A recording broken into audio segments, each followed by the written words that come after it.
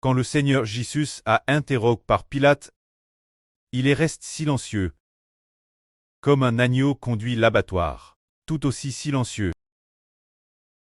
Plus tard, notre Seigneur Jésus a été emmené nouveau devant le roi Hérode. Lisons un peu. Ce moment-là, quelqu'un a dit ceci. Pilate a dit ceci. Je ne trouve aucun crime en cet homme. Alors la foule a dit, cet homme de la Galilée jusqu'ici. Proche partout en Jude. Soulevant le peuple, Pilate a entendu dire que notre Seigneur venait de Galilée. Alors il a dit, cet homme est-il galiléen? Alors, cette époque, Hérode le trarque de Galilée se trouvait à Jérusalem pour la fête. Le Seigneur fit donc en main devant le roi Hérode. Dès que Hérode vit notre Seigneur Jésus, il en fut très joyeux, il espérait voir notre Seigneur Jésus faire un miracle. Mais le Seigneur ne voulut pas faire de miracle devant le roi Hérode. Hérode ainsi que ses soldats se sont moqués sans cesse du Seigneur Jésus, et l'ont aussi insulté. Mais notre Seigneur semblait ne pas dire un mot. Ne dit pas un mot devant le roi Hérode. Ce moment-là, beaucoup de gens vinrent accuser le Seigneur Jésus devant le roi Hérode. Mais le Seigneur ne dit toujours pas un mot. Cela allait accomplir la prophétie de la Bible, disant qu'il restait silencieux. Un mot, il ne dit pas un seul mot. Comme un agneau conduit l'abattoir. Après qu'ils se furent moqués du Seigneur, ils le renvoyèrent Pilate. C'est ainsi que nous découvrons que le Seigneur Jésus fut d'abord remis Pilate. Puis Pilate l'a remis au roi Hérode.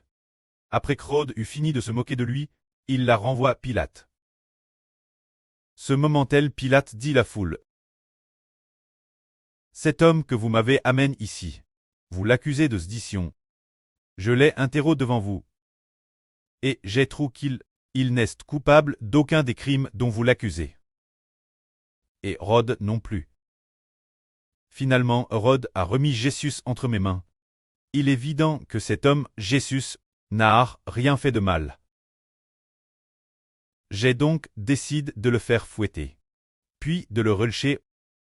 Alors, Pilate pensait que notre Seigneur Jésus était innocent, qu'il n'y avait pas de crime de sédition. Il a donc décidé de faire fouetter notre Seigneur, de le relâcher après qu'il ait reçu des coups de fouet. Ce moment-là, selon la coutume des Juifs, chaque fête de la Pâque, il fallait leur relâcher un prisonnier, relâcher un prisonnier innocent. Alors Pilate dit, chaque fois qu'arrive cette fête, vous voulez que je vous relâche un prisonnier? Alors voulez-vous celui-ci? Voulez-vous que je relâche Jésus? Ils ont dit, pas cet homme. Relâche Barabbas. C'est dire que les Juifs, préféraient demander la libération d'un meurtrier.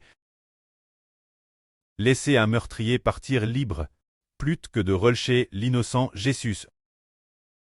Ils ne voulaient pas relâcher le juste Jésus. De la même manière, puisque le Seigneur Jésus était innocent, mais a été condamné comme coupable. Alors, frères et sœurs, pensez-vous que nous tuions innocents l'origine?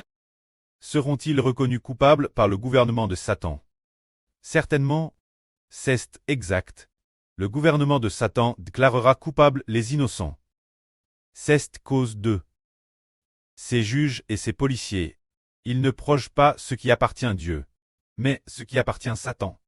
Au contraire, ceux qui appartiennent à Satan, ils déclarent les coupables innocents, et les innocents, ils les déclarent coupables. C'est pourquoi le Seigneur Jésus se retrouve nouveau devant Pilate, sur le point d'être flagellé. Que la gloire soit auprès et au Seigneur. Amen.